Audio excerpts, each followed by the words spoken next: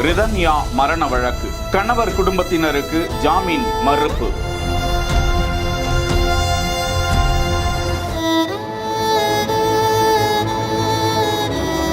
நீதிமன்றம் அதிரடி உத்தரவு. வரதட்சணை மற்றும் வெளியில் சொல்ல முடியாத அளவுக்கு உள்ளது. இறந்த பெண்ணினுடைய அந்த சாம்பல் ஆறுவதற்கு முன்பு 2 நாட்களில் பிணை மனுக்கள் தாக்கல் செய்துள்ளார்கள்.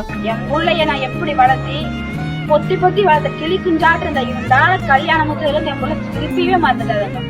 சிரிக்கவே இல்லை புள்ள. திருப்பூர் மாவட்டம் அவிநாசி அடுத்த கைகாட்டிபுதூர் பகுதியை சேர்ந்த நிதன்யா திருமணமான 78 நாட்களில் வரதட்சணை கொடுமை காரணமாக தனது உயிரையே மாய்த்து கொண்ட விவகாரம் தமிழகத்தில் பெரும் சோகத்தையும் அதிர்ச்சியையும் ஏற்படுத்தியது.